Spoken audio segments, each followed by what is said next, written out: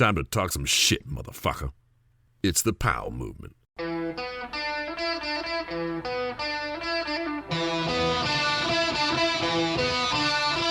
Welcome to the Powell Movement. I'm your host, Mike Powell, and this season has been a wild one in the snow world. When this pandemic went into full effect last year, snow season was canceled like a racist or sexist actor.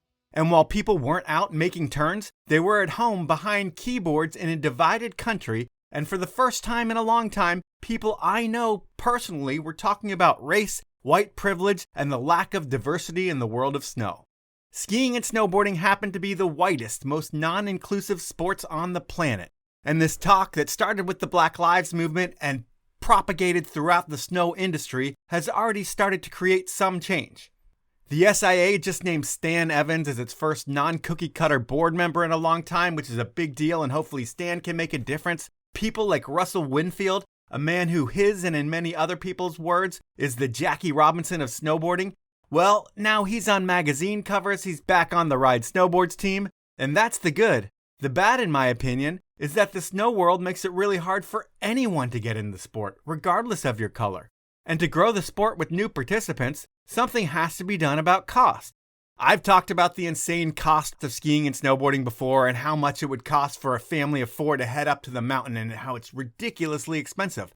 But even if Joey Dirtbag from Burien, Washington wants to go see if he likes snowboarding, he still has to shell out $100 for a lift ticket, $30 for gas, $20 for food, and for the sake of saving cost, we'll say that he borrows gear. So Joey Dirtbag is still going to pay $150 to see if he likes something or not. And honestly, he's not going to like it because if there's not good instruction involved, he's going to hate snowboarding. So at a minimum, it's going to cost Joey Dirtbag more than a day at Disney to go ski or snowboard, and he doesn't even know if he's going to like it. It's like, does Joey want to try skiing for 6 hours or join a gym for a year?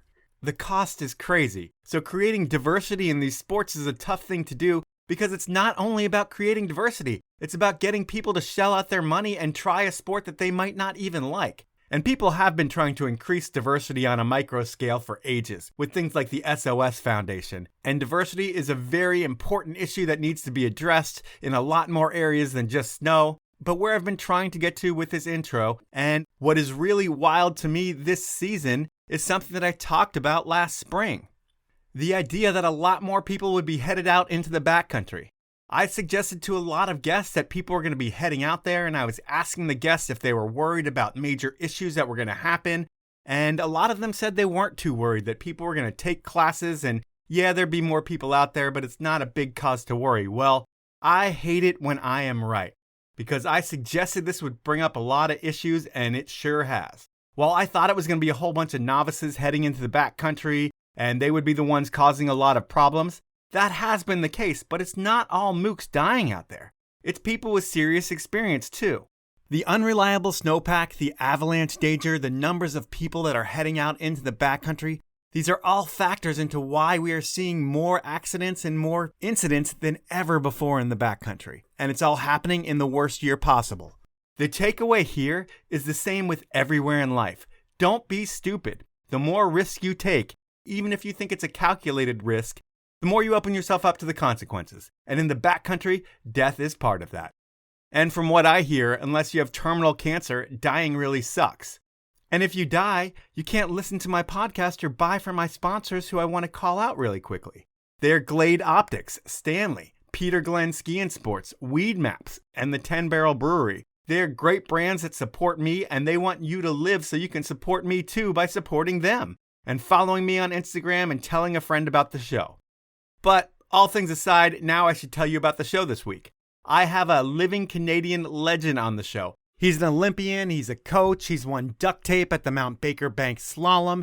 He's part of one of the most famous images in snowboarding history. He's done so many things in his career and stood on so many podiums. I'm talking about the man, the myth, the legend, the guy that we're going to talk to right now, Mark Fawcett. I want to apologize. I scheduled this thing a while ago, and I did it during the first natural selection event of this year. Are you watching this thing? I was watching this thing. I really do apologize because I was like, do I cancel the interview with him or do we watch the contest? It's a very well executed event. I've never seen anything like it, just that well done in terms of camera angles and just everything that was done, other than I feel like I should be an announcer, but that's just me. I was up at the first two that were up at Baldface. They just didn't have the tech to do it live back then. And that was just like 8-9 years ago. And now, man, like live drone footage, like, come on, it was so sick. Yes, the way they can showcase that right now is just the best action sports programming other than Rampage out there that I've seen. It's a bold statement, but I'll say it's the best. Yeah. Oh, yeah. Yeah, it's unreal. It's unfriggin' real. I mean, there's definitely some Rampage style template going on. Yep. Well, I've turned it off, and I am going to kick off this thing talking about an interview I did a few weeks back. I talked with Ross Regliotti, a dude who won the Olympic gold medal for Canada on the day that you were supposed to win the Olympic gold medal. And we're not going to talk about what happened to you that day yet. But with Ross winning the gold, was that a shock to like all snowboarders out there that he was actually able to walk away with the gold that day? Because he wasn't one of those dudes that you came into the Olympics thinking he was going to be on the podium, I don't think. I would say I was slightly shocked, and I'll tell you why. Competitive snowboarding, like so many other things, you get these like hot and cold streaks. And going into that year, or at least a year and a half, Ross was on a cold one, you know, and he'd been on some amazing hot streaks, 95, 96.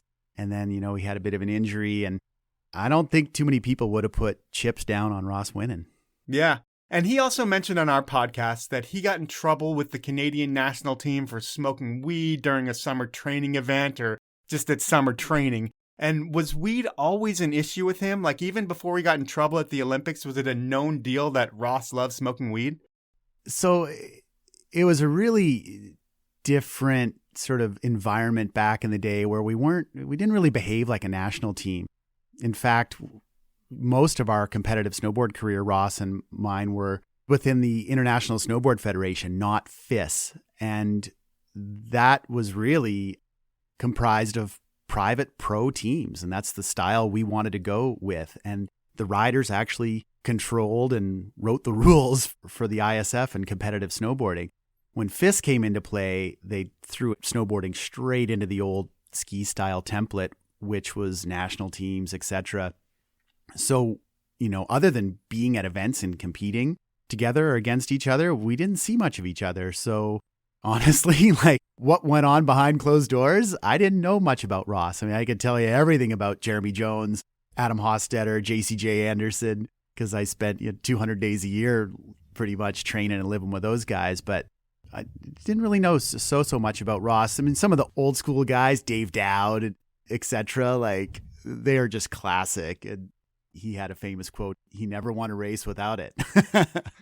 Well, when you look at that gold medal that Ross won over the years, I mean, I look back at it as more than a curse in his life than it was a gift. What are your thoughts on that whole thing, on how the gold medal treated him? You know, I think we've seen that a lot. There's a bit of a statistic out there that Olympians with a gold medal around their neck are more depressed than the rest of the Olympians. It can be a heavy one to wear. And I think in many ways he felt that, you know, it drug him down in certain ways. Other ways, I'm sure it's really benefited him. And I think that might be a tough thing to spin.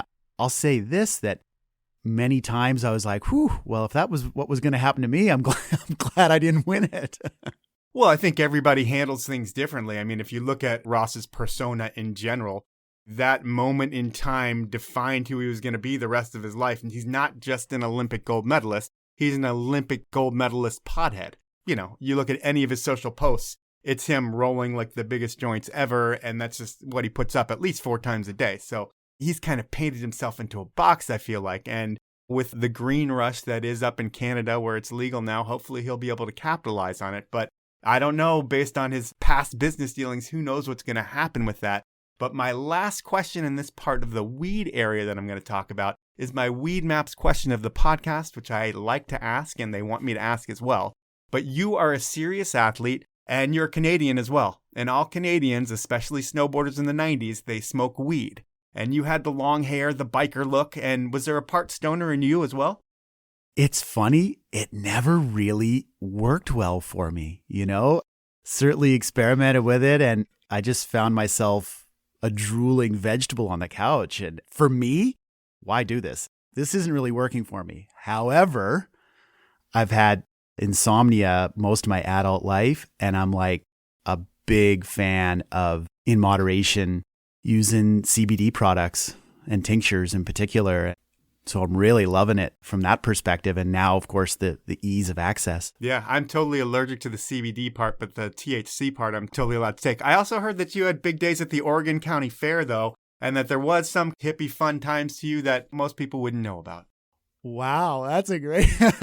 I'd love to know how you found out about that. But yes, certainly loved that whole scene back in the day. And some of that emanated from hanging out with a bunch of deadheads when I attended Carabasset Valley Academy. And the beautiful, cool movement back. I mean, that scene existed from the 60s until Jerry died, etc. But Oregon County Fair was a real sight to be held and be a part of. Was it like a Grateful Dead show parking lot pretty much, but just all day long? Honestly, probably more akin to a Burning Man mixed with that. Okay. Funny enough, my ex, Sky Rondonnet, her dad started that fair. Oh, whoa. Yeah. Now we'll have a little word from Weed Maps. Weed Maps is exactly what it sounds like. It's simply the place to go online when it comes to finding what you need, so you have absolutely nothing to worry about. The cannabis market can be a bit of a treasure hunt, but Weed Maps will get you straight to the source with no worries. Whether you're seeking out the best locations, deals, doctors, or strains, we offer online ordering and delivery where legal. No need to waste your precious time searching elsewhere. Go to weedmaps.com or download the free app today. It's your ultimate guide to cannabis. Weed Maps. Those were the words from Weed Maps, but this interview is not about Ross Sagliati. It's not about weed. It's about you. And your hometown is like Rothesay or St. John's, New Brunswick, I think. Yeah, I'm from Rothesay, New Brunswick. My house in particular lays on one of the largest rivers, the St. John River, in the whole eastern half of North America. Cool. And you started ski racing early. I think you were windsurfing early. And when I read about kids who start doing that early, I assume they're privileged in their lives and their parents did really well, but I shouldn't assume. What is life like for you? Is it rich, poor, average, parents together, brothers, sisters? Yeah. Grew up with my parents together, no brothers and sisters, not necessarily wealthy. My dad was an engineer, but truly deeply rooted as a ski bum and a sport bum. And my mom was a nurse, particularly a psychiatric nurse. And yeah, she was a warrior. She really held it down for us financially from that perspective, because all my dad wanted to do was ski and windsurf. Okay. And windsurfing had sort of just come out around then too. And he owned a sport shop for years, and tough to have a ski windsurf shop in such a blue collar area. And also business interest rates, loans, etc., to purchase equipment, everything were at like 16% back then. It was unbelievable, crippling to try and run something like that back then. Well, you should move to America. Yeah, I know. He couldn't bridge it through and ended up doing some odd computer work and this, that, and the other. But mom really held it down financially, and my dad and I played. And, we were on the windsurf tour back in the day. And ski racing, I loved it. I loved the thought of it. It was tough. Everyone talks about the politics of ski racing. I was listening to your podcast with Kim Reichhelm, and it just resonated with me. I'm like, oh, there it is. Like, everyone's got a politics story behind it. So making our provincial team was tough, particularly if you weren't in the French crew from up north. And our ski area didn't have lights. So I was basically just a weekend warrior. Yep. And the kids up north in the northern part of the province, they were skiing 6 days a week. So, I got in there and kind of got it done. Lots of desire, just didn't have myself in the right environment to succeed. Yeah, you just love it, but at the same time, you can't go enough. And are you into like ski culture at that point? Are you seeing the other side of skiing, like the hot dog shit or whatever Barrymore and Stump are putting out? Yes. It's funny you brought up Barrymore. So I was at a ski trip at Sugarloaf, Maine, which is obviously an incredible mountain, arguably best thing east of the Mississippi. It's close to where I grew up. Yeah, how far are you from the States? Oh, I'm an hour drive to the border, and I'm in Maine. Okay. You're in Calais, Maine, and 3 more hours, you're at Sugarloaf. We went there often. My dad and I even did a few day trips. 8 hours in the car? But I was there, and they have a Resort Sports Network at the time. It was brand new. This would have been circa 84 84, 85, and they were showing a Dick Barrymore movie, and in it was Ted Shred, which was actually his son, Blake Barrymore. Yep. On a Burton, blasting through skiers. It was a CMH Monashis, I think. Perfect powder, like great conditions for it. It was essentially what is now a POW surfer, but with like water ski bindings. He even had the little rope up front and making gorgeous turns, going really fast, actually some big airs. Had the sound effects with the laser beams as he went blasting through the skiers that were doing their short wiggly figure eights, and nothing had ever struck me so much in my entire life. I watched that with my jaw open. All I could think of was, I have to do this, and if I can do this, I'm doing it the rest of my life. So you end up getting yourself your first snowboard, and I think it's one of those Sims ones. It was like a sled with a skateboard mounted on top of it. Is that how you try to figure out how to learn how to snowboard? Yeah. I mean, similar story with lots of people. Golf courses, little back hills. And I was 12 years old, I believe. And the thing actually in powder worked great. And as soon as the conditions got at all crunchy or firm, it was useless. So you couldn't take it to the ski hill at all. And you had to figure out bindings back then too. And I think with your experience in windsurfing and just kind of seeing how the gear sucked and it got good over the years, that's kind of how you were tinkering around and making yourself some bindings that would actually work. Yeah, absolutely. It was funny when I got the board, it came with sky hooks, which are just like plastic half foot straps. And I looked at the guy I got it from and I was like, what's with these things? He goes, oh man, if you're in the air and shit's going south, like you got to bail, you want to kick that thing away. And I thought that through pretty quick and was like, no, man, we want to be attached to this thing. So we had modified windsurf foot straps on it before I even took it out the first time. And when do you end up getting your first proper snowboard? It would have been the next season around December 84 or 85. And I got a Burton Performer, P-Tex, steel edges, still had 3 fins on it. And I didn't know. I thought, okay, that's a big critical part of it. And at the ski hill, first tried it at Saddleback in Maine. Sugarloaf wouldn't let us on the hill with it. So we're like, okay, see you later. We're taking off with a Suburban full of 5 kids and we're going to Saddleback. And they kind of looked at us like, whoa, wait, and we're like, nope, bye.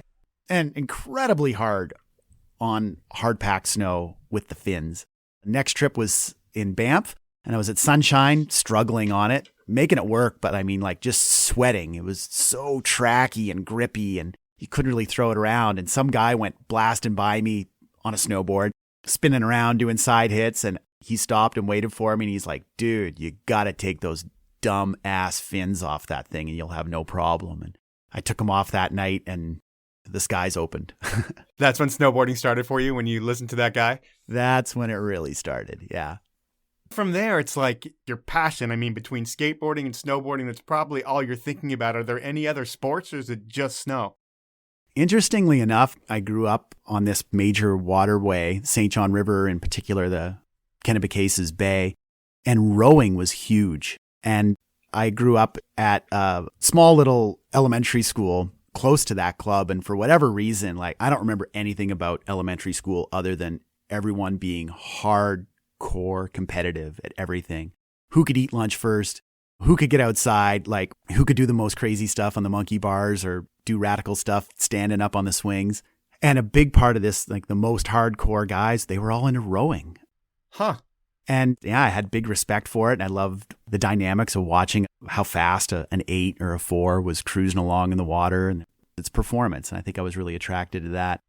So I grew up, doing what you would think, as an elitist sport or whatever. It was a little bit more dirtbag where we lived, which was kind of the calling card of our club, was being dirty rowers, and greasy mustaches and such. Well, thinking about you coming into this interview, it sounded like, just based on all the stuff you had done in your life, that there was a lot of privilege in it. But then hearing that your dad's just like a sports kind of bum between windsurfing and, not that he's a bum, he works, but all he really cares about is his passions, and he instills that in you too. It does sound like there's more of a dirtbag kind of blue collar work ethic to all the things that you've done. Now that I look at it, it's like, no, it wasn't that it was all privilege. It was just like his dad was going to make that shit happen, and he did everything.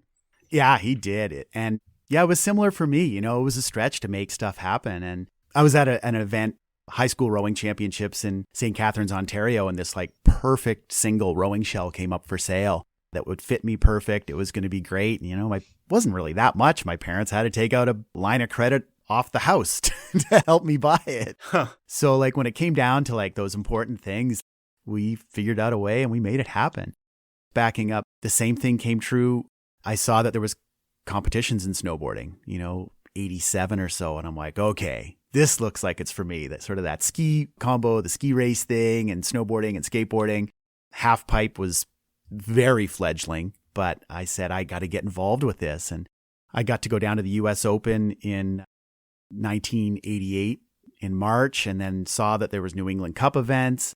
And this has to be mind-blowing for you when you go down to these places and see like hundreds of other snowboarders or thousands of other snowboarders. Oh, yeah. And I mean, in our little zone, there was our core little group, just like everywhere else, a little scene. And we had a really small scene, but we did. And we had little quarter pipes built in our backyards. But to take it to the next level and still be in high school and try and work that balance, I mean, there was nothing available really anywhere from that perspective.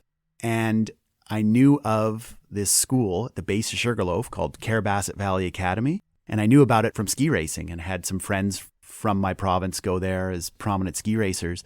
And I called them up and chatted with the admissions person for literally like 30 seconds. And Vicki Robinson was her name, actually. And she said, yeah, look, thanks for the call. Sorry, but we don't have a snowboard program. Have a nice day. And she hung up. And I looked at the phone for like 20 or 30 seconds. And I'm like, no. This didn't go the way I needed it to go. And I called her right back and I said, okay, Vicki, hear me out for 3 minutes. And I just sort of explained how I come from a ski race background. I could train with the skiers. Like, you have everything there I need to get this done. And by the end of the conversation, she's like, okay, look, come down and we'll do like an interview or something. I went down that spring of 1989. I was supposed to meet with the head ski coach so he could go out and take some runs with me. And I did a few warm-up runs first, and I came down to meet him. And I'm like, okay, let's go. He goes, dude, I've been watching. You know what you're doing. And this was just when we started on snowboards railing pencil lines, and skiers couldn't. So we kind of got to that stage.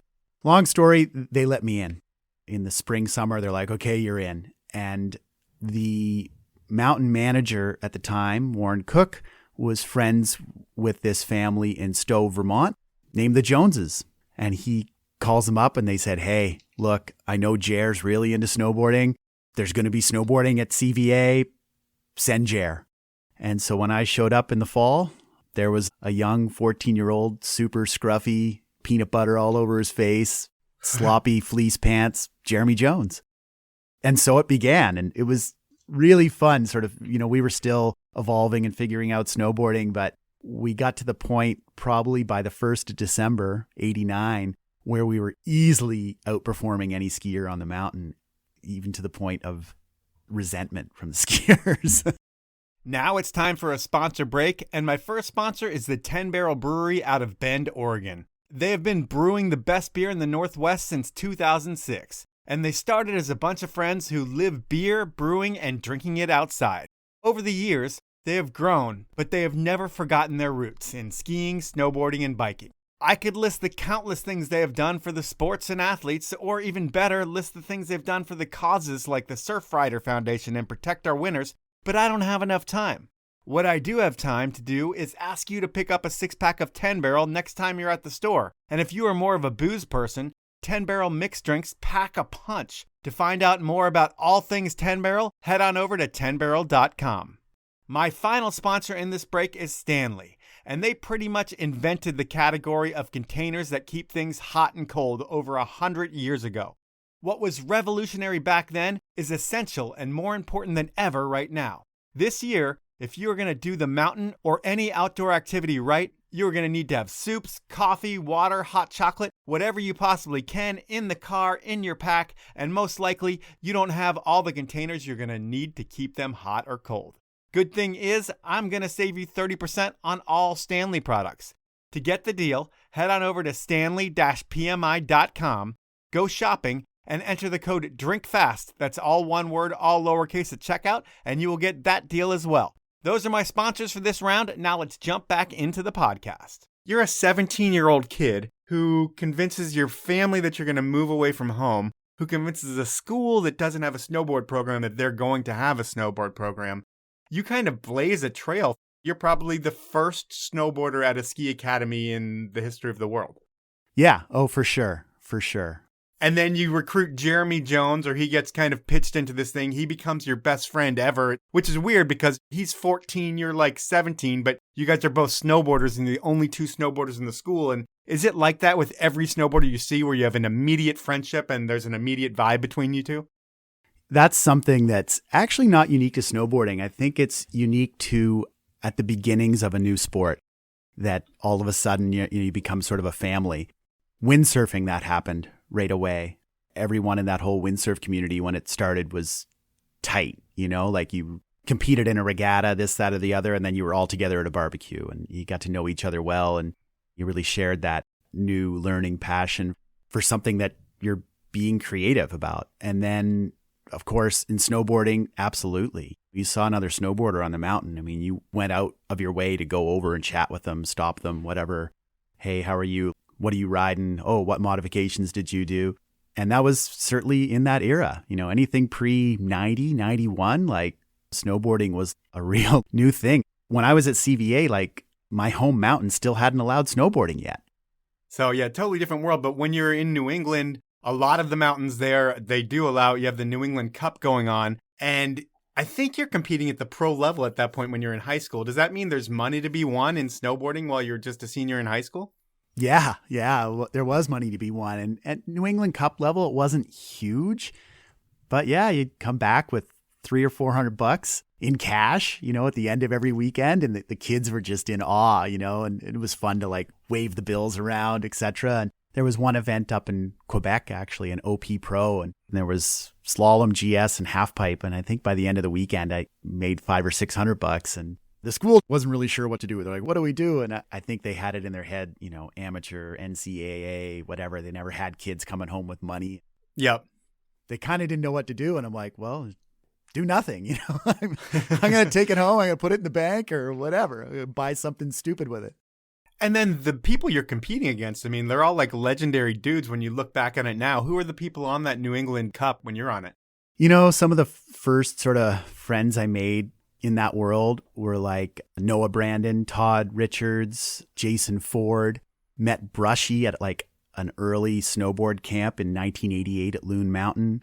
Pat Bridges, Chris Swires. Yeah, tons of people that became super legends and very influential in the sport in some way, shape, or form.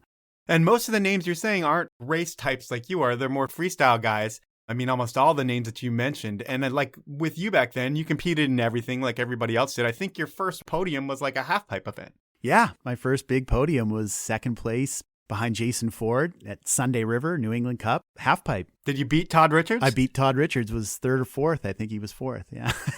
That's pretty amazing. And it's amazing because it's a different time. There are hard boots out there. There's half pipe riders, and they're all the same people. And do you travel to all these events with two different setups? Like, are you riding half pipe in soft boots and racing in hard boots? Oh, yeah. I did that up till about 95. I think I was still doing the half pipe at the US Open. And maybe it was from being back in that windsurf era of like, you wanted to win the weekend. Like, it wasn't about winning one race or one thing. You wanted to win the whole weekend, which was comprised of different events. And that was another thing that really struck me about competing on a snowboard is all the different things you could do on it. So like Jeremy and I competed in a mogul event at Waterville Valley or something. So like that whole concept of the overall was appealing to me. So I loved doing half pipe. Even if I knew I wasn't going to win, I'd just go out there and have a good time in it and score some points and see how you shook out at the end. And there was a bit of prestige to it for the first few years, where in 1990, I believe, Mike Jacoby was the overall World Cup winner. And that was comprised of like slalom, super G, and half pipe. And that was like, sort of a target of mine was to do well in the overall. When does that all change? When do you start specializing into just race? I mean, given I know that you're going to ride everything as a snowboarder, but in terms of your professional field, when do you specialize into a race dude? Well, I mean, you kind of hit it on the head. I loved and still love every aspect about snowboarding and the fact that you can do so many different things. But it became increasingly apparent that racing was going to be my thing, particularly because I could look at it from a high performance perspective and there was no wishy-washiness like judging, etc., about the result. And the speed really spoke to me too. So I loved Super G and GS in particular. it was more team-based as well. So I was on the Cross M team. I want to talk about that because when you bring that up, Cross M, it kind of happens when you're in Oregon, right? Like you move to Oregon and you meet up with Jerry and the Cross M team. And explain what that is, because it's like a snowboard team, and then do you have sponsors outside of the team? That's kind of where I really don't understand how your career went. What is Cross M and who do they compete against? So after I graduated from CVA, and I was really only there 1 year, I hooked it up with Sanders and I at K2 to go down to Hood. I get there, he's already bolted for the year. It was August 15th or something. I run into Noah Brandon. He's like, oh, come train with us. And I notice right away, he's got the Cross M sticker. And I knew about it from Jerry was contracted by Burton to be their race coach. And he instantly had these Cross M logos on the guys. Keith Wallace and Jeff Davis and Eric Webster, Noah, all had these Cross M stickers on their boards. And I remember asking one of them, like, what is that? What's that sticker all about? And they're like, oh, Coach Cult. Anyway, it was his brand, and it was Jerry Masterpool's family's cattle brand. And he just thought it was a cool logo and something to sort of identify his crew with. And so went Cross M. And I believe he also coached NCAA, the University of Nevada, Reno crew to some great success, to tell the truth. So anyway, he went from Burton to then he's like, okay, screw it. I'm doing my own thing. And Noah Brandon, Mike Jacoby, Tara Eberhardt, they all went with him. And so I got invited to like, hey, come train with us for a few days, and was going for it. I was kind of just excited and wild. I could hardly finish a course. What sections I would finish, I was going really fast. And Jerry was like, well, if you can calm down a little bit and finish a course once in a while, you might have something there. So he sees the potential in you. And is it something where he puts you on the team, and is there a retainer to be on the team? I just don't get this whole team thing. So at the beginning, as someone coming in new, you actually had to pay him for coaching. It's Cobra Kai. You're part of Cobra Kai. Yeah, and you're not on the team until you earn that logo, which was pretty brilliant. We're kind of trying to install that again today, to be honest, because there's people with a pretty grand sense of entitlement that the second they make the team, everything's handed to them. And you kind of had to work for it. So I remember being there with a crew of other young rippers, Jim Rippey actually being one of them. And I remember us being like, when are we going to get the Cross M logo? When do we get the sticker? But yeah, I went all in when I went to CVA. And then this was the very next year, all in, jumped in a Volkswagen Rabbit with this guy, Mike Nash, and out we drove to Tahoe. I was just 18 years old and going someplace I'd never been, and just went head first into this whole world of pro snowboarding. So you move out west, and one thing about your career is you spent a shit ton of time in the States, and you're Canadian. So how were you able to just stay in the States, especially in the early parts of your career? Initially just as like tourist visa, and it became quickly apparent that I needed some sort of status, and I got an immigration lawyer, especially once we started winning prize money and such. And immigration lawyer got me a visa, which led to a green card, eventually led to a passport when I finished competing. All right. So that explains that. And in the early days, you were on K2. That was like the first brand you were riding for, I feel like. Yeah. Did K2 get any respect in the early days? Or were they almost like the enemy because they made skis? K2 was the only company that was going to be able to pull it off from a snowboard perspective with some respect, largely due to they had Glenn Plake. Yep. They were the ones that were like, we'll promote the bad boy. We'll promote this. And the other ski companies were just so uptight. Jeremy was on Rossi right away, and there were a bunch of Europeans doing really, really well on Rossi, but it was a tough one to like have respect for from that perspective. So I loved that K2 image, and no flack back in the day from being on K2 at all. Did you get your first win on K2? Was that like your first Super G at Copper? Was that on a K2 board? Yes, it was. I remember that race really well. Craig and Jacoby and these guys, heavy favorites, and I sort of had nothing to lose and just went for it and won it. And I actually had this sense of guilt. I'm like, God, I'm not supposed to beat these guys. These are the guys I have posters on my wall of, and I just did that. But I would think that takes that for you to start really believing in yourself. Because, at this time, you're like the little dude going against giants. Literally, you're like 5'6", 5'7", like a tiny guy among these snowboard superheroes who have to seem larger than life when you're actually in the start gate with them. And then when you beat them all, it's got to be like, holy shit, because I would think you always had to work a little bit harder just because of stature. I did, and something we didn't cover going way back is just, that competitive nature at that elementary school or whatever. I had to work so hard. Just because you're the little kid? I was the little kid. I was listening to your podcast with Kim Reichhelm, and she said how she ruled the playground. I was completely the opposite. Like, I actually did well in school. I sort of a nerd. I guess I liked it from that perspective, but I had to work really hard to be competitive out there. And I was, but I was definitely one of the smaller kids. I was not a hockey player.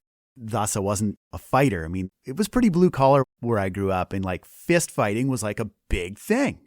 It's like Canada. It seems like all over Canada. They ever shove you in a locker?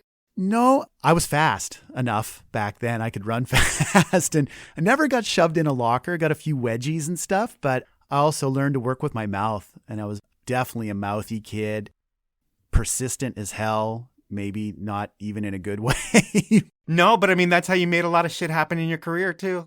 Yeah, exactly. The persistence. I've had to apologize to some people like in the past, some of like the engineers at Sims. I've seen them and been like, I'm so sorry. I was such a dick back in the day, And Yeah. usually they're super cool about it. They're like, oh, no, you weren't that bad. And I'm like, the way you just said that, I was definitely that bad.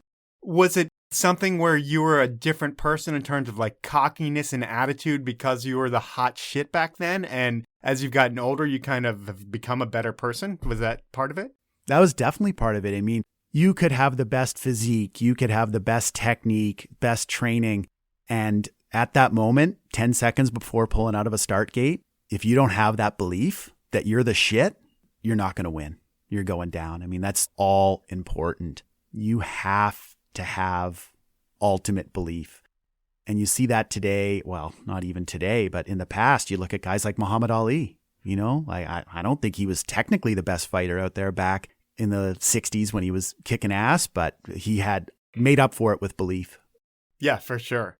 Do you have a Napoleon complex at all, or just like it makes you fight harder? No, I wouldn't say I had Napoleon complex. I'm almost 5'8", by the way. I'm not much taller than you. I'm like 5'9", but either way, that makes me feel taller than 5'7", and whatever. It doesn't matter. You did way more with your size than I did with mine in life. And the K2 days are short-lived. I did longer at K2 than you did. That's one thing I did more than you, but it was only a matter of time before your career got a jump start with Sims. And how does that all come together? Sims was a really neat thing. A friend of mine, Malcolm Norman from New Brunswick, smooth talker, super smooth talker, and in his own right made things happen. He owned one of the first windsurf shops back in New Brunswick when he was like 19 and had the super smoking hot girlfriend and, the works. And he was at a trade show or something. He talked his way into a position with Dave Weaver and Tom into like an upper management position at Sims. And we were good friends, and he went to bat for me. And he said, hey, we got to get this kid. K2's not treating him right, because he had spoken with me, and we got to grab him. And they dangled a big carrot, and off I went with Sims. What's a big carrot back then? Back then it was, it was funny. I don't even know if my contract was maybe like a single piece of paper with some like really ambiguous promises of like paying expenses and some victory schedule and such. Yeah. I honestly don't even remember, other than the fact that shit was going to get taken care of. You were going to have big opportunities. Yeah. And K2 was basically getting next to nothing other than product. And then they were sort of humming and hawing about some sort of retainer or whatever. And I got retainer maybe every other month or something at Sims when they remembered. And yeah. But right away, almost with Sims, you go to Greenland, and it was like the famous photo with you and John Egan, and Steve Casimiro was on that trip. Who else was on that trip with you? Funny enough, it was the last podcast I listened of yours, Mike Hatrip. Oh, he was on that trip too? Oh, yeah. Yeah. He actually, if you have the entire poster, there's a sequence at the bottom, and I have a skier on either side of me, and I toe turn spray him out in the first like 2 turns. And then it's just John Egan and I. Trevor Peterson was on that trip. Dave Sione, some other folks from Sugarloaf, actually. And that's how that came to be. There was a connection between Greenland and Sugarloaf. I tapped into that.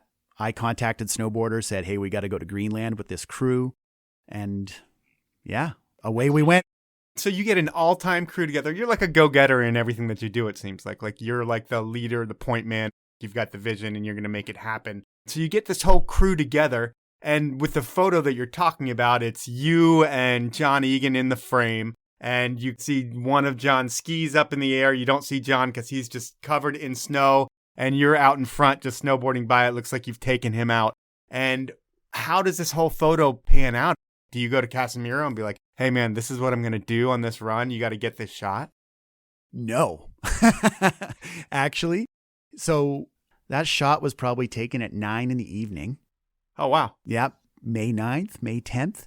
We're pretty far north, so there's all that beautiful light. Artie had run out of rolling film by then. It was such a great trip. So he had spun out his film. So we were just sort of having some fun laps, and Steve was still taking photos. And I think one of us said, hey, let's do a group shot. And that was it. Like the only thing that initiated this was let's do a group shot of the three of us. And the guys were still on skinny skis. You know, if they wanted more float, they just went with bigger skis, 215s and stuff like that. Funny enough, too, this was the height of the Cold War between skiers and snowboarders. We got along fabulously, like total brotherhood there. Trip of my life still, easily. Anyway, we do this shot where we start out, and I'd kind of gotten into this mantra of like, I don't do my first turn till I count to 4, and it's actually a pretty steep slope. So the skiers were in trouble right away. And they're trying to like bounce and do, I wouldn't call them short radius, but like quick tempo turns. And after my first or second toe turn, Hatrip was going through my giant cloud and he was out. And then John was trying to keep up. And then I was just coming into a toe turn towards him. And I saw him starting to go forward, like the big, long, slow motion, like this is going to take a while thing. And I'm transitioning and I'm going, oh shit, he's going to be right in the middle of my heel turn. And so I have to hammer this big, heavy, like a heel turn so that I don't literally run him over. Right in the middle of that, I just feel this tiny little clap on the bottom of my board. And I don't know what body part, ski, pole, something hit the base of my board and my eyes are closed. If you look closely in it, my eyes are completely shut because I'm like, this is going to be bad. And that was it. That little knock on the bottom of my board and I zip off and then I hammer another toe turn. And again, like a bottom turn. And I like look up the face to see, the carnage and laugh at him, etc. And of course, being slide film, we thought nothing of it. Like 6 months later, you see the photo? It was just a few weeks later. Malcolm Norman is still there at Sims and he calls me and is like, dude, we got the best photo, might be the best snowboard photo ever of you. Totally taking out John Egan and the skis up there. And he's like, this is going to be amazing. And it was good from the perspective of I really had to con Sims into paying for this trip because it wasn't an inexpensive trip. And they're like, God, is it really worth it? You need how much money for this trip? And I'm like, I know it's expensive. They're like, that's like half your annual budget or whatever. And I said, do it. It's going to be worth it. It's going to be good. And it all worked out. It paid for itself. Out. People still talk about the photo. Yeah, it comes up. Well, now that it's so easy to share stuff online and such, it comes up every few months or so. Someone posts it up there. Well, I will post it up there as well. Now it's time for another sponsor break, and Peter Glenn Ski and Sports is your source for ski, snowboard, wake, skate, and everything outdoors. And Peter Glenn is at it again with another giveaway that is a product I swear by. I'm wearing them right now, and I rock them every single day. I'm talking about 686's Everywhere and Anything pants. These are hands down the best fitting, best looking, and most functional pants on the market. With 4-way stretch fabric, they don't restrict any movement, and they both also have a ton of storage and pockets that carry everything you need. And Peter Glenn is going to give away 2 pairs to lucky winners. To get in on this one, the rules are simple. First, you're going to need to follow Peter Glenn Sports and 686 on Instagram. Second, you're going to need to like the 686 pant giveaway post. And third, tag 2 friends in the comments who would love the pants. The drawing is going to be held on Friday, March 12th. And you can find out more about the pants, more about 686, and more about Peter Glenn over at peterglenn.com. Next up, it's Glade Optics, and I really want you to check out Glade. They are owned by a dude, Kurt, who lives in Breckenridge, and he has mortgaged his life to create this goggle line. And since 90% of goggle manufacturers are big corporate entities, Kurt is going up against some big marketing budgets. But with Glade, it's not about marketing. Sure, Backcountry Magazine and Free Skier and Mountain Gazette, and I swear by the brand, but the reason Glade exists is to give you amazing goggle choices without having to pay $300. I've been rocking my MagFlight goggles for the past couple of months, and I love them. There's no easier lens to change, they don't fog, they look great, and they won't break the bank. And when you go to GladeOptics.com, use the code TPM10 at checkout, and I'll save you an additional 10%. Those are my sponsors. Now let's jump back into the podcast. With Sims, you were able to do a ton of other things other than just those trips. You were able to do a lot of tinkering and developing boards. But I always thought it was interesting that the boards weren't really Sims made. They were made by Chris Pryor up in Canada. And I think you were like the first dude to work with Chris. Is that how he came into snowboard race boards? Absolutely. And I'd run into this crew that had some of Chris's race boards, some of his early editions. Greg Salmon and James Oda and crew up north. And I said, wow, those things look pretty fresh. Like they look pretty pro. And they're like, oh yeah, they're great. Give them a call if you want. And the big thing for me was just having some control over the environment and a quick turnaround. So going through Europe was a real hassle. And anytime they wanted to make something new, it was a whole new mold and expensive. And I'm like, no, I need like rapid prototypes, quick, make one, figure out what's wrong with it, make the next one, be on it within a week. Yeah. I mean, you're not making huge changes. You're talking about side cut little different things to fine tune something for you.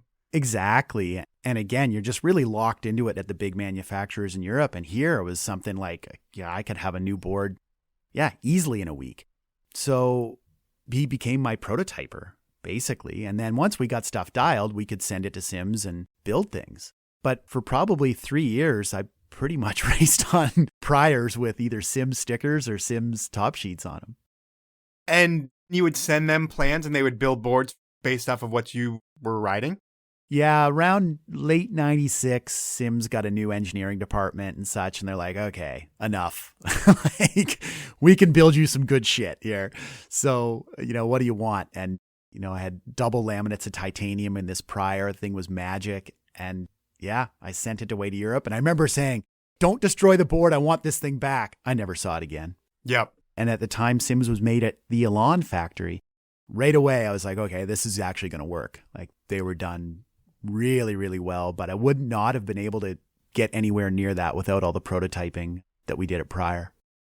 And you were crushing it. I mean, by the winter of 96, 97 or 97, 98, whatever leading up to the Olympics, there were like 5 or 6 Canadian Olympic qualifiers that you won, a Grand Prix. It's an absolutely huge year. I think it finishes off with the 1997 ISF Snowboarder of the Year. Is life like totally changing for you? Are you becoming like famous in the snowboard world and sponsors and everything's paid for and things are good? Yeah, I'd say so. At that point, that's when it really happens, because I would think the first years leading up to 95, like, yeah, you're doing well, but money's not going to come in that much. It's going to get you places. But when you're able to do all of this and the Olympics are coming up, that's when life changes, that big winter where you're Snowboarder of the Year. Yeah, absolutely. And we worked really hard. And we were training a lot. Jerry was great for that. He wanted the volume and the intensity. He definitely commanded the intensity. And I had great training partners. Jeremy Jones was riding really well. His cousin, Adam Hostetter, who ended up grabbing the Olympic spot from him, funny enough, he was riding great. JCJ Anderson, of course, So I had this incredible crew of sparring partners. And then we were also getting ahead of the game with the tech. We showed up at an event in France with our 180s, and Dieter Hopp, who's 6'5", was still riding like a 171, and a lot of people even smaller boards than that in giant slalom, and we changed it. And I remember one of the guys, Christoph Segura, getting on the telephone right there, like in a payphone, calling Burton. He says, I need what JC has. He said it in French, but I understood it. He's like, I need what JC has, and I need it as fast as you can get it to France. And this is what I don't understand. So you have sponsors. You have Sims paying you. You have probably a bunch of other people paying you. But then you have Cross M, and you pay Cross M? Is that how it works? Correct. Jerry's vision was always to try and have the pro teams set up similar to like road bike racing, where you had some sort of like a factory team, and that team had a bunch of sponsors in common or together, and it subsidized everyone. But usually the factory team is from a factory, like the K2 factory team, the Honda factory team. In bike, it's a specialized factory team, and then they have a bunch of sponsors. But you guys are your own factory team without a factory.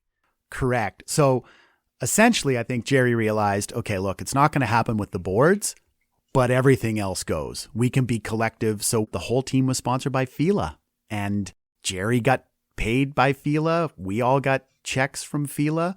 And we were the Fila team. I think we had a couple other small sponsors as well. Brico, for instance, with the wax and helmets and goggles and such.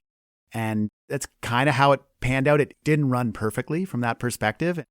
No, it sounds like bad decisions on the athletes' parts at that point, although you did get coaching and you got to train with some badass guys. But it would have been better to have your own clothing sponsor, your own goggle sponsor, and your own everything sponsor. But it was so new at that point, and you're young, you're just following whatever's going on, I would think. Exactly. The Fila deal wasn't too bad, though. Like myself and Jeremy and Adam being the top dogs on the team, we did okay with Fila. You know, we got checks from Fila and training was free. So it wasn't too bad. But you're still like expected to wear Fila all the time, right? Exactly. Because that's part of the thing, too, is like you're wearing Fila and Brico. And when I think about what's cool, for some reason, Fila and Brico don't pop into my head, although there is some Fila stuff that is cool, but it's velour stuff. This was also at a time when racing and freestyle were starting to really become almost separate sports. You know, this was baggy pants, Volcom had just started, and that whole movement and not competing was starting to become cool. And it's right when the Olympics are announced that I think all that stuff kind of happens. It's like people start hearing about the Olympics, and as that happens, there's definitely a fracture in the sport. And you're right in the pocket of that, where everybody's doing one thing, doing every aspect of the sport. And then eventually the sport breaks into two and you specialize and pick race. And your side is the not cool side. I mean, that's why all the guys that stood by the freestyle side made a lot of money, because they were selling products. But at some point, nobody bought race sports. Yeah. Oh, absolutely. And I mean, I think it's one of the reasons Jeremy, myself, Adam, as soon as race season was over, we were headed to Alaska. So we wanted to continue to partake in that grandeur of what snowboarding was for us anyway. And we knew we weren't gibbers, but we loved that big mountain experience. And the race skills parlayed better into big mountain free riding than sliding rails. For foundation, I mean, to be a great snowboarder, to have a race background, to be a great skier as well, just to have those fundamentals, you can't replace that with anything. So yeah, you guys have that. Did you ever go on trips with the whole Jones crew? Do you ever do TGR stuff with them? Oh, yeah, absolutely. I spent a Christmas there, 95 or 6 in Jackson Hole, sleeping on the floor. I remember we were talking about scoring tickets somehow, and they're like, yeah, just go to the window and tell them about TGR. And I'm like, what's TGR? Like, they had just started it, and it was actually some gal had owned it and they were working for her. So they didn't even own it to begin with. And then they did all this work and the gal just flaked on everything, and they took all the footage and made their first movie. But yeah, I was out filming on some cliffs. I had a little part in one of their movies, like just super mini cameo. But yeah, I was filming with this new dude. They're like, yeah, you go out with this new skier guy. He's pretty good. And we were hitting some little cliff lines and stuff. And it was up and coming Seth Morrison. Wow. Actually, it was Christmas Day. Christmas with Seth. That's pretty amazing. Was he talkative back then? Not at all. Yeah, not at all. But he certainly spoke loudly with his skiing. It was pretty damn amazing. Yeah, he's a badass for sure. Well, leading up to the Olympics, you're winning everything. And you're the favorite. Leading up to the games, is press just ridiculous because they expect you to win a gold medal and be snowboarding's first gold medalist, the Olympics' first gold medalist, and everybody wants to talk to you in the weeks leading up to the games? Yeah, for sure. And that was something new. And also, we had almost no support. We had a really fledgling little national sport organization, Canada Snowboard. I think it was called Canada Snowboard Federation even back then. Super small, basically volunteer. So we didn't have much assistance from media training or anyone directing any of that. So we were kind of left to our own devices, and none of us really had managers or anything either. So, we were new with cell phones even. They were ringing off the hook. And, Yeah, I remember it being a little awkward or just quite a bit. And sometimes I'd just be really short with them. Literally and figuratively. Sorry, you made that too easy for me. And you were a long-haired dude at that point, right? Yep. Yeah, I think I still had, well, let me think. No, I didn't. I went for the like uniclip, facial hair, head, everything, all the same length the spring before. You've been a dirtbag your whole life, and then you clean up for the Olympics, and you're the favorite. And in training, nobody else was close to what you were doing time-wise on the course. It looks like it's yours to lose. Leading up to it, do you, Ross and JC, do you guys talk about how you guys could sweep the podium? Is there a confidence level that you guys have that's that high? Or are you the one that's just that confident? In training, we were actually even getting 1, 2, 3, 4. Darren Chalmers, our fourth guy in the team, he was laying them down too. So we were crushing it. And the training track or the training trail was right next to the race trail, if I remember. I don't think we actually got to train physically on the race trail.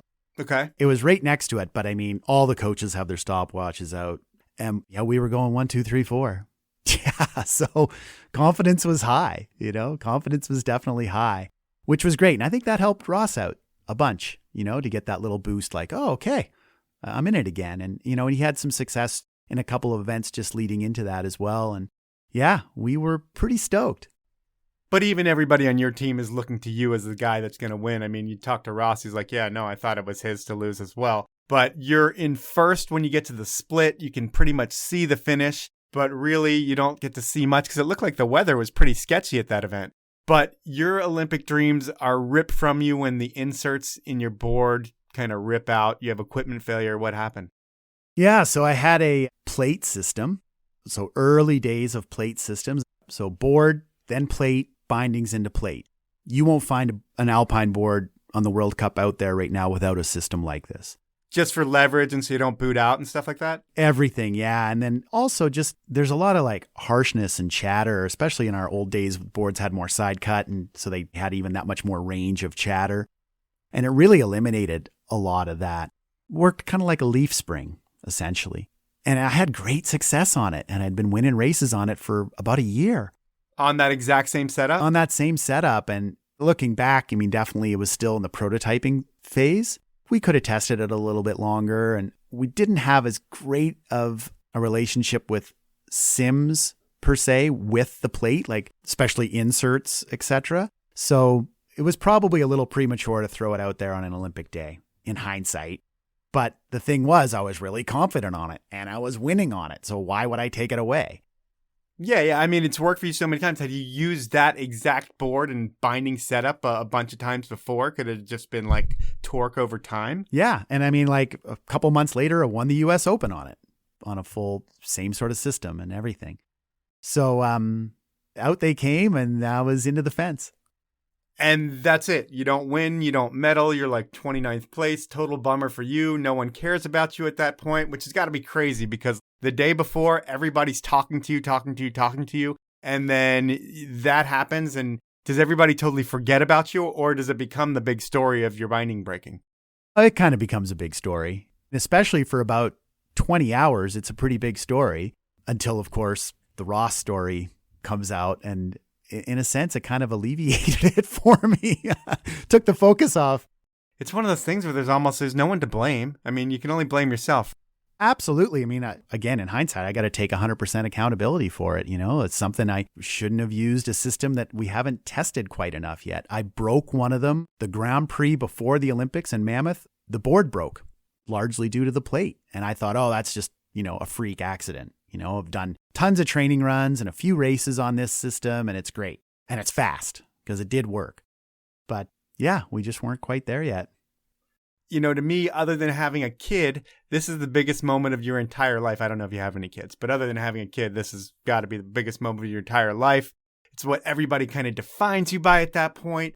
And it doesn't happen. Is it something that you still think about almost daily of like, what if? Like, what would have happened if that plate held and I won the Olympics? Where would my life be today? A big thing, even shortly thereafter, I sort of had that mindset of like, I'm not going to let that define me, and I'm going to have a great life in spite of that incident. And, I'm in a place even right now where I'm happy as a clam. Well, I'm not saying you can't have a great life. I believe you can have a great life, and that still happened in the Olympics. I mean, shit happens everywhere. But do you ever just think, like, I wonder where I would be today if I won back then? How would I have parlayed that success into what I'm doing now? You never think that way? I used to think that way, particularly, a year or two afterwards, and watching the trials and tribulations that Ross went through it. And sometimes immediately thereafter, he was getting all this cool press, and I think the Dodge dealership gave him a truck and blah, blah, blah. And I was like kind of pulling my hair out saying, I could have been doing all that stuff. And then again, he had some struggles with it too. And I watched a lot of other Olympians struggle with the weight of the medal. And then it became like, oh, okay, well, I won't have to go through that then. But just based on your life and times and who you've been before the Olympics and after and all the things you've done, it doesn't seem like you'd be one of the dudes that would flake or go crazy when you got the medal. Where Ross, if you just look at his body of work over time, he's like, I don't want to say fringe, but he's not cookie cutter. And I don't want to call you cookie cutter because you're not either. I mean, you were like the long haired dude back in the day as well. But I don't know where I'm going with this. I mean, I would like to think that I would have wore it well and used it for the greater good of snowboarding. Well, with the career, based on looking at just results and stuff, it's never really on fire again, but you still do make the 2002 Olympics, and you're older at that point. And what happens in 2002? Is it just like the competition? They have your number in terms of age? No, I wouldn't say it's age. What it was not adapting. And there was a shift in the discipline. It went from wide open, hauling ass, 38-meter distance GS to 23, 25-meter parallel giant slalom super tourney, which was never really my forte. So it went more in the direction of slalom than super G, which was totally my shit, which that was my jam. That's what I loved. I loved going real fast, clean, beautiful turns at 60 miles an hour. I think Ross had mentioned in his interview too how much super G inspired him to snowboard more. Why would they change that? Do athletes have any input on that? Or it seems weird that with that big of a change over time, the reasoning behind it. It happened really suddenly, actually. So the year following the games, I had a really great year again because we continued on with some super Gs. Did you run that same plate system the following year? Yeah, I won a bunch with it and made some more modifications and such, but had a great season that next year. Most of it, towards the end of that year, is when they started changing it a little bit and experimenting with it. And the North Americans, we were like, ugh, this isn't great. I mean, does this look good on TV? Like, are you digging this? Anyway, the spring of 99, there was some sort of a riders meeting in Europe. And they're like, all in favor of ditching Super G and GS and going to dual giant slalom formats. Hands went up and we were out. And we weren't there for whatever reason. So Ian Price and myself had been really dominant in Super G. If you looked at the stats for a couple of years, it was usually one of the two of us on the top of the podium and usually first and second. And yeah, we were instantly out. So they changed the game, and that's kind of why you weren't able to podium. Like if they had left the game where it was, you'd probably be still in the pocket of your prime where you should be standing in that gold spot as long as your equipment didn't fail again. Exactly. It had a few other things too. Jerry really sort of shut the team down and was getting really into ranching, and he had a family and such. And so Jerry had really toned back on the whole Cross M program. My gal and I had split. You know, all those supportive factors kind of left all at once. The discipline had changed. Sims, whole new ownership, new structure, new everything. Most of us were out. You know, we either left, and I actually left, I believe, and if I remember it correctly, how it went, and did a season just sort of on my own and was building boards at Pryor and such. But the big thing was just, I did not adapt to the new format at all and really struggled just to come in dead in the middle of the pack. So it sounds like that's kind of how things are going to end in the terms of your competitiveness, is that's where you phase out. And when you're an athlete where your whole life, or at least, you know, from late high school on, people are telling you how great you are because you're so great. And then it's not that you're not great anymore, but you're not the best in the world anymore. And people aren't paying you to go snowboard and do all these things that they used to. Is there any of that post-sport depression that I can imagine happens to just about anybody who has it all and eventually has to be a regular human after that? It definitely was, but I thankfully had other arms of snowboarding to like transition towards. And that was one thing, like I knew right away I wanted to keep snowboarding at a high level somehow, somewhere. Immediately following 2002 Olympics, I came dead middle, 17th, missed the finals, which is top 16 where the knockout rounds happen by like a couple hundredths of a second.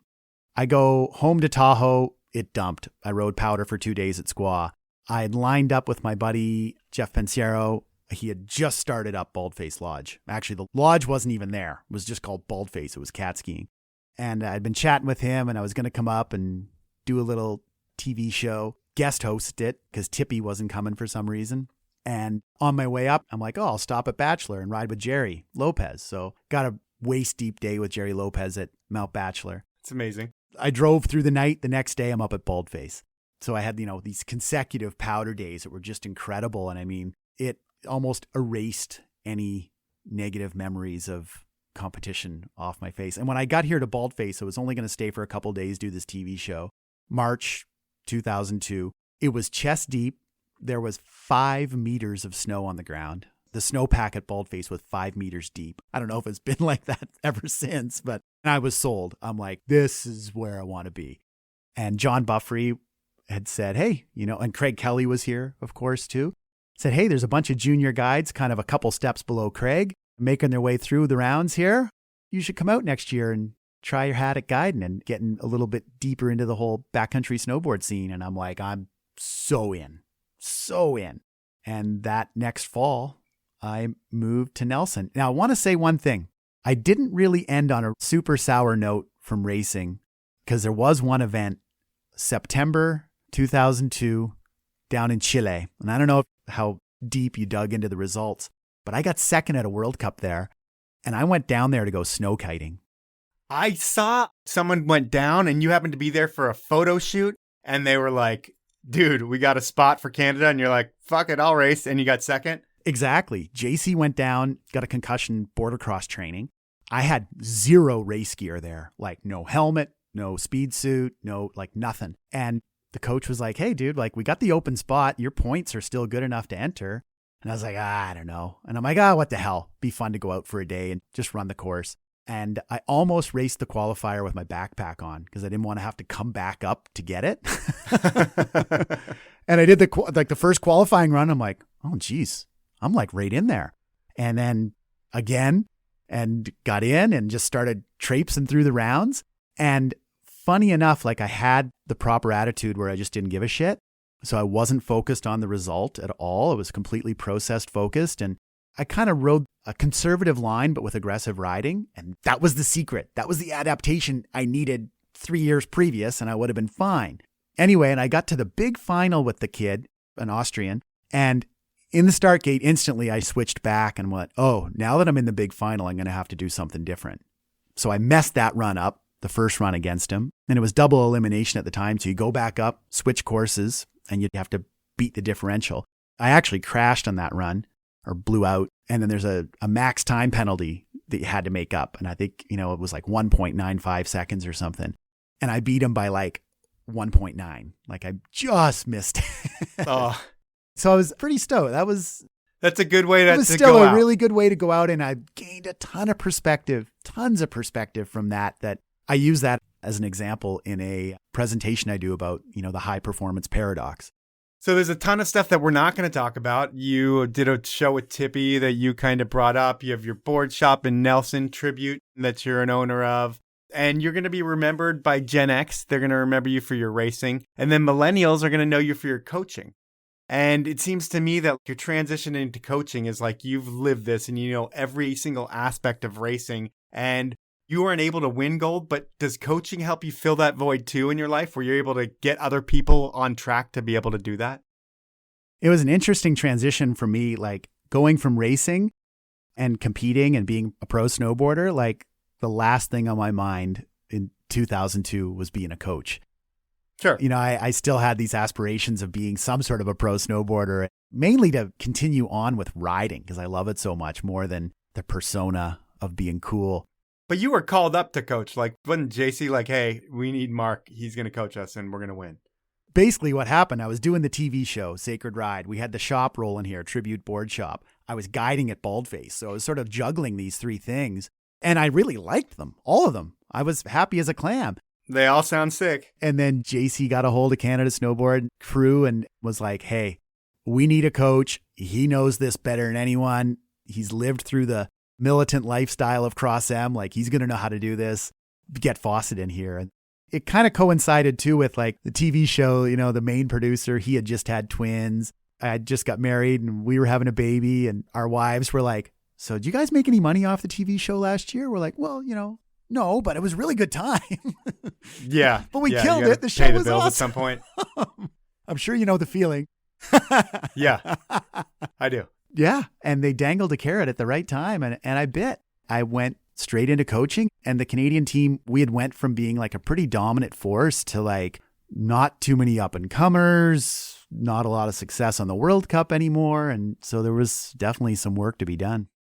Well, from everyone I hear about, you're like the coach that everybody wants to listen to because you have a story for everything and you just know so much, which obviously over your career, you have to know so much. If you didn't, it would be incredible to be where you are. But I don't know. I'm making no sense right now. But either way, at this point, the podcast part is over and we're going to do something I call inappropriate questions. And I was able to get one of your athletes with an absolutely incredible story, a guy named Ty Turner, whose parachute didn't open and he ended up losing his legs one at a time. Like, he lost one, then he lost another a year later, but he's alive. And you are going to coach him to an Olympic medal. And you got anything to say about Ty? No, you did your homework digging up some of the best characters here for sure. And he's a character. We love him. He's great. All right. Well, here's Ty's first inappropriate question. Well, the obvious question everyone wants to know, why do you have such blatant disregard for skiers? Funny enough, while I was coaching, I was skiing quite a bit too. And I actually had shame. I had shame with the skis on my feet, but it was sometimes the easiest way to like get around the hill with like a bag full of stubbies and 80 pounds of gates over my shoulder. And I have since switched permanently back to snowboarding. So you're one of those guys that you never want to have skis on. You use skis because they are a more efficient tool than a snowboard in the mountains. But you realize that even though they're more efficient, you never want to be on them again. Snowboarding for me, it's a sport of sensation. And I love standing sideways. I love the way the board feels between my feet and being locked into the one device. Even if there's certain situations where it's not working as well, I just really prefer being on the board. So it's more just that physiological thing. It's not really an image thing. I go out and shred here in Nelson at Whitewater with skiers all the time. So I have no actually hatred towards skiers. I just think sliding on the board's the thing for me. All right. Well, one of your students, per se, he believes that you have a disdain for skiers. And I think he probably learned that from you, Mark. We'll go to question number 2. All right, Mark, I got to take a little jab. You're so snowboard. Why are you so slow on a go-kart? For some reason, you broke up. Could you do that one again? All right. How about now? I think you're good. Let's see. It's whenever you say your S's, it sounds like. I knocked my front out hitting a tree a couple weeks ago, so it might just be the fact that I'm in my S's now.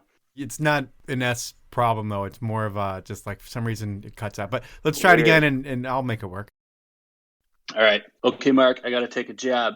You're fast on a snowboard. Why are you so slow on a go-kart? All right.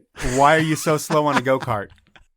Man, it was go-kart selection. I'm blaming this one purely on equipment. I'm taking no accountability. There were a couple hyper-tuned carts there. We had like a 3-day go-kart camp with the para team, which was amazing.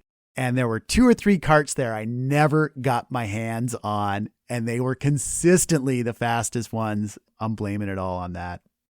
All right. So still hyper competitive. You could hear like that get you going right there. Like, fuck that guy, dude. He was on the go-kart that I wasn't able to go on. We'll go with his last inappropriate question because that one really wasn't that inappropriate. Let's see what he's got for his last one. My final question and my favorite question to make people get awkward. Would you rather lose an arm or a leg? Now, normally, I think most people would say I guess, from a board sports perspective, they'd probably lose the arm. But knowing what I know now and have traveled and coached with the adaptive program for a few years, I think I'd take the leg. It's a terrible game of either or, by the way. Super bad, but counterbalance is everything on the boards. And it's shocking that the athletes with a prosthetic leg ride with pretty much no impairment compared to the athletes that, are missing that counterbalance portion of their arm. Some of them even, it's just halfway between the elbow and the wrist. And it's making a pretty big difference. If you want to try it yourself, try and do a heel turn and fold your arms up together against your chest and see how that goes. I've never thought to have to do that, but yeah, I mean, you have. That is going to do it for the podcast. I want to thank you for your time. Looking at your career, it's like you've been part of snowboarding for pretty much the beginning. I mean, you started snowboarding in 83, 84, and we're at 2021 right now. I'm not going to do the math, but it's longer than 98% of people that are involved with it. And it's like you've done it at the highest level now, coaching people at the highest level, both para and regular, I think. And I want to thank you for your time. It's been a cool interview. Yeah, I'm glad we were able to do it. It's been fun shit making it happen. So that was time with Mark Fawcett, and I don't know if you could tell, but he was in a very expensive recording studio, which is why Mark sounds so good. I mean, I'm sure he's got a great voice regardless, but the quality of the audio was fantastic. And this is the last thing I expected from Mark. In fact, I didn't really know what to expect. I knew of Mark and his Olympic equipment failure, but he was a blip on my radar growing up in Virginia. But what a cool, laid-back dude. I'm sure he gets intense. Everyone does at his level. But based on the way he handled himself on the podcast, I can't even imagine what that dude would be like if he were mad or all amped up. And that's a good thing. That's the podcast for this week. At this point, I want to thank you for listening, ask you to review me wherever you listen. Now it's time for me to read my review of the week. This one is a couple years old, but you know what? I'm not discriminating. I'm going to go back and look through all these reviews because whoever sends in a review, the one I read on the podcast, I will be sending a beanie. This one is from ARSIYAE, I guess Arsai. If you know, then you know. And it's a 5-star review, and here's what it says. Amazing and candid action sports insider interviews that remind you these pros have a normal life outside of the spotlight. 9 times out of 10, their personal stories are better than the mainstream storyline. Powell wastes no time digging into their personal lives and peeling back the layers to what makes them who they are on a personable level and not what you know them as. Awesome listen. On a side note, I once watched Powell MC a 3-day event that included a flip cup tournament. When a team didn't show up for their match, Powell stepped up to the table with a mic in hand and proceeded to use his other hand to take down a 4-man team by himself, while still providing commentary and launching himself into the next round, where he did it again, and he eventually made it to the finals. The only time we heard a break in the commentary is when he took a brief moment before the finals to puke in a nearby garbage can before going on to win the tournament by himself. He may have even put the mic in the garbage can so we could all hear it. One of the best drunken triumphs I've ever witnessed, and it set the stage for what to expect in his off-the-cuff and real interviews. Powell is legend. That is an amazing review. It makes me feel really good about myself, makes me smile when I think back to that time when I really did beat 16 people in a flip cup tournament. And by winning that tournament for my team that Shane McConkey was on, we were known as the Pontoons, we actually won a trip to Europe. My points won a trip for 16 people to Europe. So they all got to go to Europe the next year for another Camp K2. Matty Manzer was on that team. He's one of Atomic ski boot engineers. That trip actually enabled him to get to Austria to interview with Atomic, so it spawned a career in ski boots for Matt Manzer. It was McConkey, it was me, it was Camp K2. It was such an amazing trip, and I thank RSIE for sending me that review. If you reach out to me, I will send you a beanie. If you want to get in on the review action and hopefully get yourself a beanie, all you need to do is submit a review, and here's how you do it. First, hit the podcast icon on your iPhone. Second, search for the Powell Movement. Third, click my logo. Fourth, scroll down to where you see the stars. Click 5 stars and write a review and you're done. Or just hit 5 stars. You have no chance of winning a beanie if you only hit 5 stars, but it still makes me feel good. It helps the show grow and does wonders for my self-confidence. I want to thank you for doing that. Thank you for listening. And finally, I want to ask you to support my amazing sponsors who make this thing happen. They are Glade Optics, Stanley, Peter Glenn Ski and Sports, Weed Maps, and the 10 Barrel Brewery. Have a great week, everyone.